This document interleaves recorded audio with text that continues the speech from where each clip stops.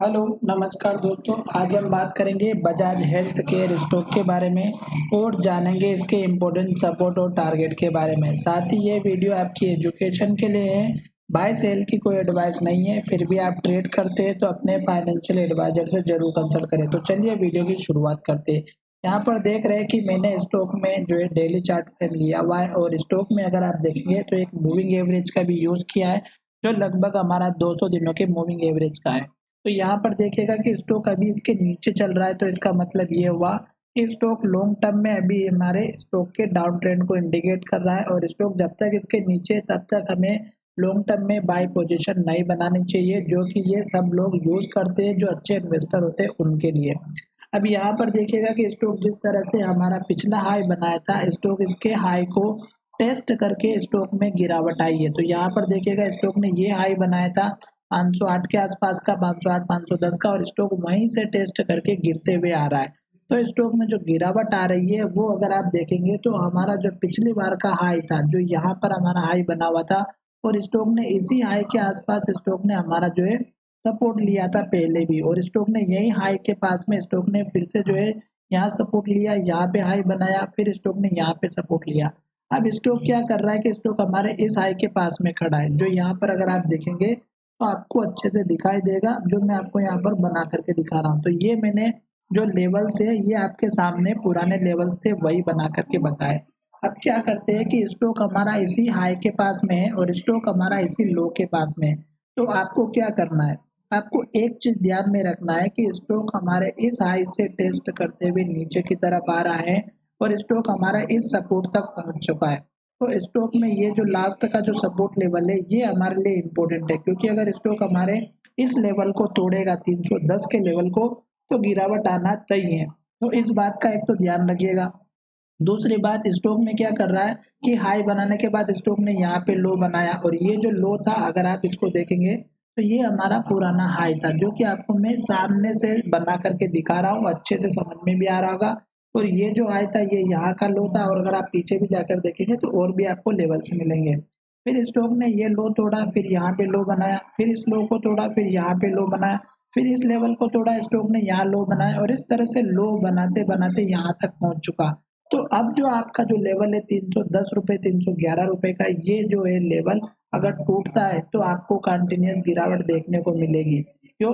क्योंकि up trend जो आ रहा है वो थोड़ा सा आ रहा है 2-5% का, फिर स्टॉक में गिरावट आ रही है। तो स्टॉक क्या कर रहा है कि धीरे धीरे नीचे की तरफ शिफ्ट कर रहा है अपने हाई लेवल को, सॉरी लो लेवल को।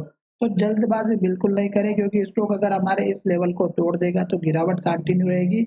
उस केस में आप सपोर्ट लेवल देखिएगा कि एक यहाँ पर बन रहा है, जो हमारा पिछली बार 2 बार सपोर्ट लिया, जो आपके सामने ही मैंने बनाया, एक बार ये लो, एक बार ये लो। तो ये लो तक जा सकता है। उसके बाद आप देख रहे हैं कि स्टॉक हमारा ये लेवल थोड़ा स्ट्रॉन्ग लग रहा है, क्योंकि स्टॉक ने यहीं से एक बार पहले भी सपोर्ट लिया था जब ओपनिंग हुई थी, और स्टॉक ऊपर चला गया था। तो ये लेवल हमारे लिए स्टॉप लॉस के लिए, सपोर्ट लेवल के लिए अच्छे से काम करेगा।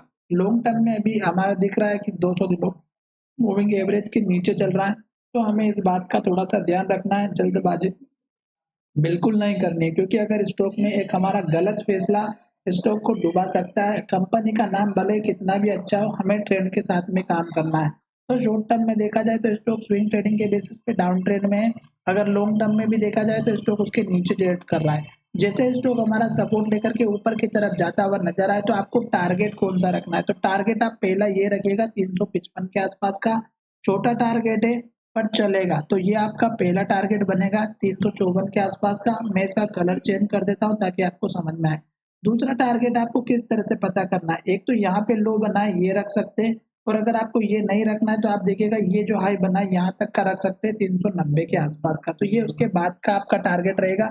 ये टारगेट इन होने के बाद आप देखिएगा कि स्टॉक ने कहाँ पर हमारा सबसे ज्यादा लेवल टेस्ट किया है। तो एक तो यहाँ पर टेस्ट किया है, जो लगभग हमारा बना हुआ है 405 रुपए का। उसके बाद का टारगेट देखेंगे तो स्टॉक ने एक ये लेवल टेस्ट किया है, तो ये लेवल अगर आप देखेंगे तो 440 का है, और उसके बाद यहीं पे पास में एक हाई बना हुआ था 457 का। तो ये जैसे-जैसे स्टॉक ऊपर की तरफ जाएगा, आप अपने टारगेट और स्टॉप लॉस उस तरह से शिफ्ट करते हुए नज़र आएँगे, ठीक है? साथ ही यहाँ पर देखना, जल्दबाज़ी बिल्कुल नहीं करनी है, क्योंकि स्टॉक अभी नीचे की तरफ जा रहा है तो हमें वेट करना है। क्यों? क्योंकि अगर स्टॉक हमारे इस लेवल को तोड़ेगा तो नीचे जाएगा और अगर स्टॉक हमारे इस हाई को ब्रेक करते हुए ऊपर की तरफ जाता है तो नया टारगेट बनाएगा।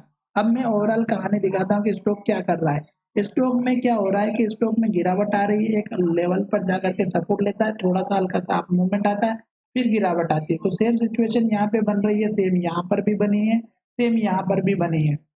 अब सेम यहाँ पर भी बन रही है और फिर से रेड कैंडल बन रही है।